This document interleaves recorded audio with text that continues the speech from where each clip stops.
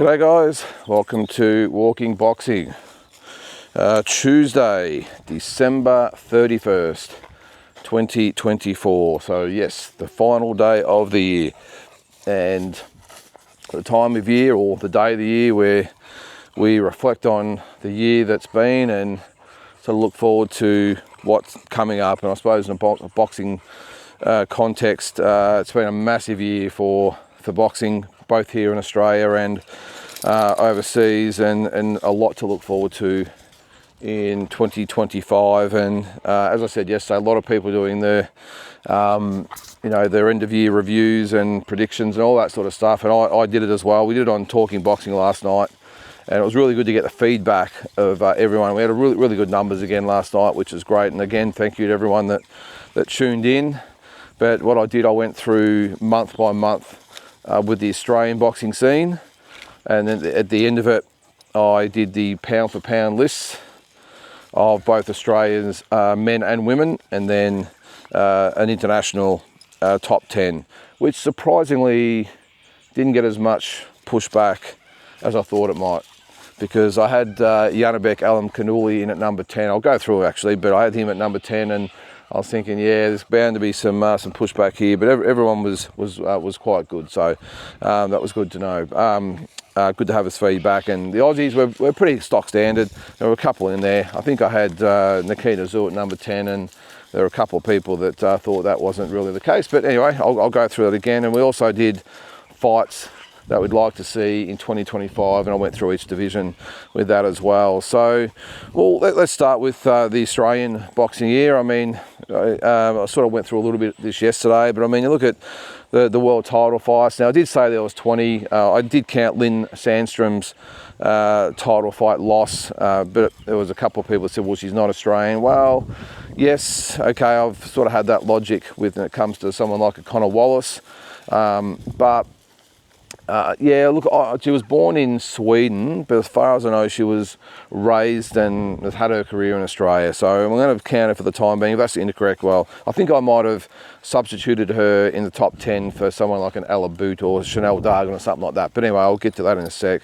But as for the year, I mean, we started off with on a really good note with Jai Pataya winning. It was Jason Maloney was first with his win over Saul Sanchez, and I think Jai might have been next, but we started well, and as the year went on it sort of dropped off a little bit. But overall, if you include Lynn Sandstrom's fight and Andrew Maloney's fight against Pedro Guevara, it was pointed out that it was only for an interim belt. I did sort of count that, but if you count both of those in, we had 20 world title fights featuring Australian boxers. We had 13 for the guys and 7 for the females. We went 4 and 9 in the males, so those wins went to Jason Maloney once, Liam Paro for 1, and Jai Pataya for 2. That's the only success we had in the males. So we had Jason Maloney lost a title fight, George Kambosos lost a title fight, Liam Wilson lost, Tim Tszyu with 2, Michael Zarafa with 1, Alex Winwood with 1, Liam Paro with 1, and the Andrew Maloney was the other one. So, and then with the girls, again, if I include Lynn Sandstrom, it was 6 and 1.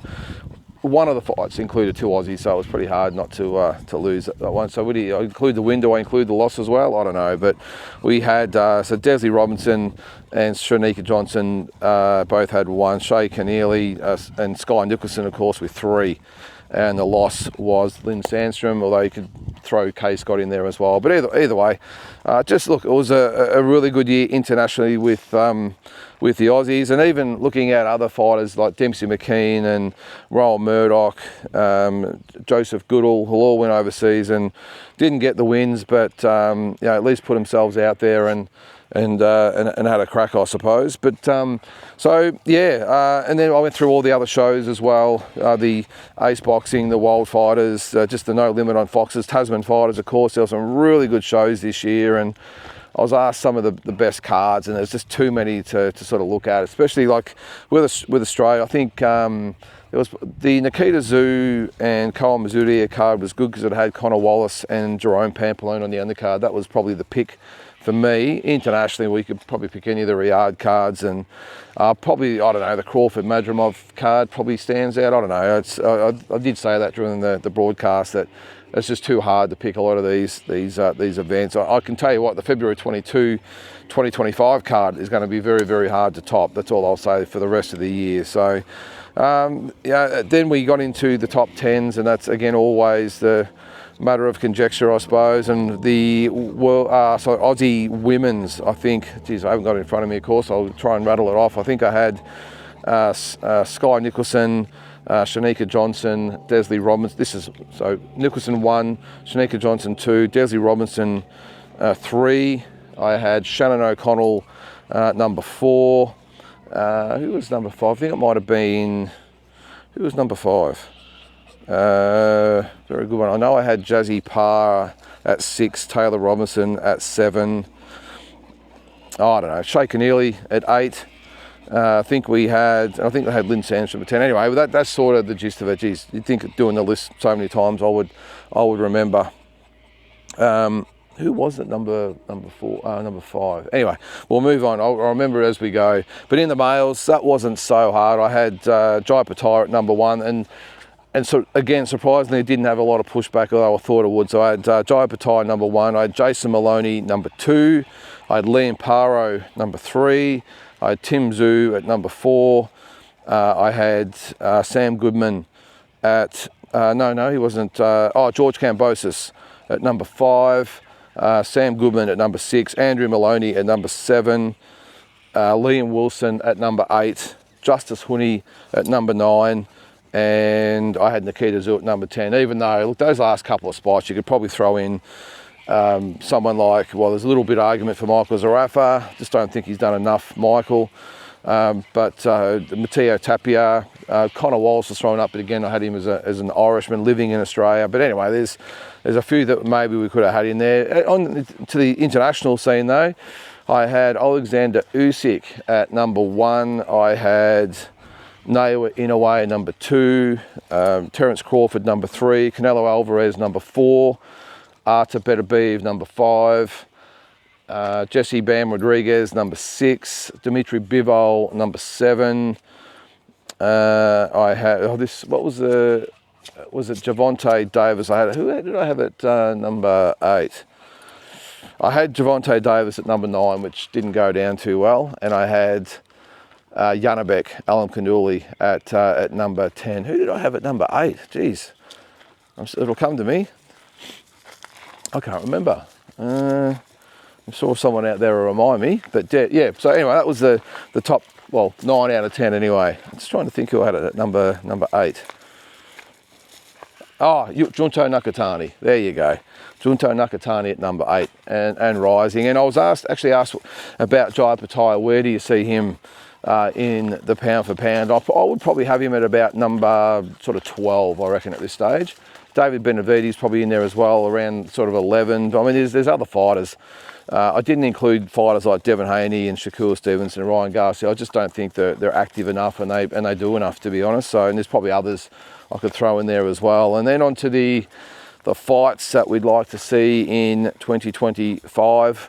I went through each division, and again, I can't remember all of them, but I think at heavyweight, I like Tyson Fury and Anthony Joshua. I just really think it's time for that fight, and I just don't think there's a lot of exciting fights around for Alexander Usyk. I'm not sure he'll go down and fight at cruiserweight again. If he did, he'd probably fight the winner of Jai Pattaya and Zurdo Ramirez. That's, of course, if Jai gets past David Nyika next week. So that would probably make sense.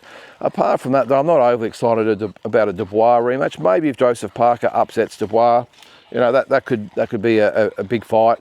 But for me, I just think Tyson Fury and Anthony Joshua, ironically, both coming off really disappointing losses and being a little bit of the wilderness of the heavyweight division in their careers at the moment, I strangely enough think that now is the right time to do that fight in England. None of this Saudi Arabia stuff. Tyson Fury, Anthony Joshua, Wembley Stadium in London in front of 90 to 100,000 people. That is the fight that makes sense for both those guys, and no doubt there'd probably be, and depending on the result, if it goes to a decision, there'd probably be a rematch, and then who knows, we could even get a trilogy. I think that's the move for both these guys now. They're not going to get another shot at Usyk. They've both lost to him twice.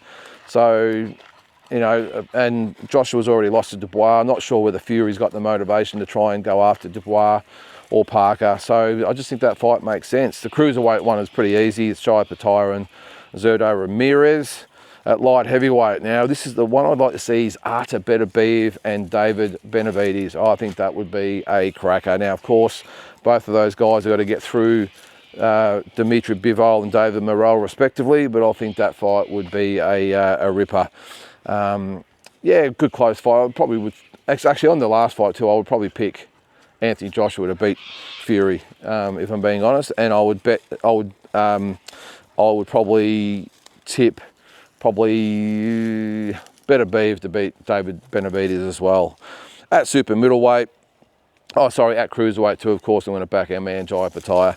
But at super middleweight, probably Canelo Alvarez. And look, maybe I did say Christian Mbili, but I'll tell you what, a fight that would be really good if Janibek Alan Canuli stepped up to 168. I think him and Canelo would be just a great fight. Janibek, again, if he stays at middleweight, you know, there's obviously always the Erislandy Lara fight.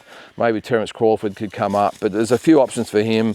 Maybe unify. I know, was it Carlos Adames and Hamza Shiraz fighting in February? But yeah, I just think Janibek, I want to see him in a big fight.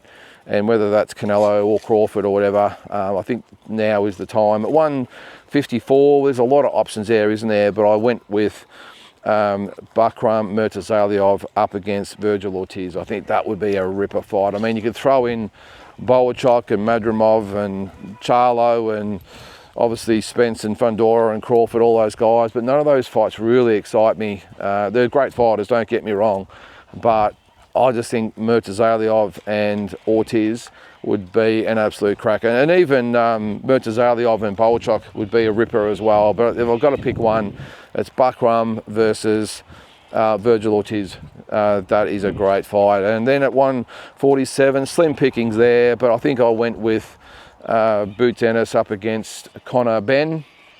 Someone did say they'd like to see Eubank and Benn. I couldn't give two shits about that fight. But I think Boots Ennis and Conor Benn, I think Boots Ennis wins the fight actually quite easily. I think Conor Benn, I mean, yeah, he can punch, he has a go, but I'm just not sold on what he's got to offer. I think he's going to really struggle as he moves up in quality, and I think Boots Ennis wins that fight quite comfortably.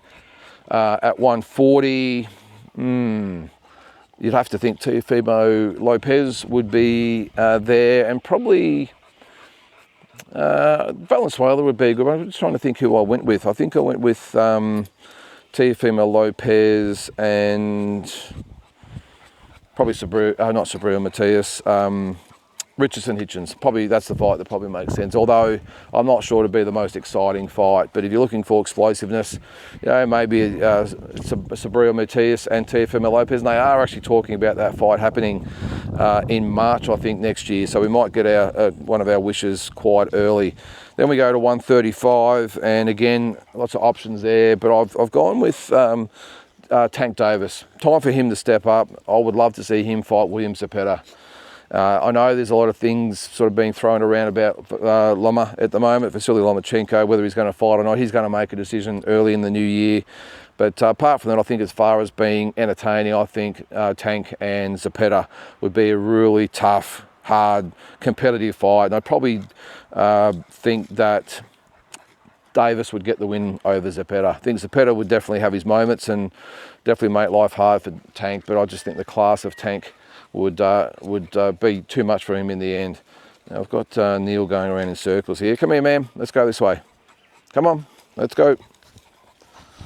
Then we go down to 130, and who was that? I think it was Oshaki Foster, was he? Yeah, 130, and Navarrete. That's the fight that probably makes sense there. Again, slim pickings, not a lot coming through. Same as featherweight. I mean, I think I had Rafael Espinoza and Nick Ball I don't know, you could probably pick a couple more. Maybe Inoue goes up and fights Nick Ball, maybe. But I think I've got a feeling Inoue is going to stay at 122/118 and wait for the Bam Rodriguez and Junto Nakatani fights, I think. And then maybe go to 126 after that and chase another belt.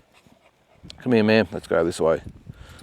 All right, so then at 122, the man himself, Naoya Inoue, I would probably say, look, if Junto Nakatani moves up, that's obviously the fight to make. But there's also the Russian, I'm not going to try and pronounce his name, I think you know who I'm talking about, Merzion or whatever his name is. I think that would be a really, really good fight. But I'm not sure whether Naoya Inoue wants that fight just yet. So for me, it's Junto Nakatani and Naoya Inoue. That's the fight. And then at 118, again, Junto Nakatani and Bam Rodriguez, if he moves up, would be a cracker, a classic fight. And again, if Inoue moves down to 118 and fights Bam Rodriguez as well. So there's a fair bit going on there.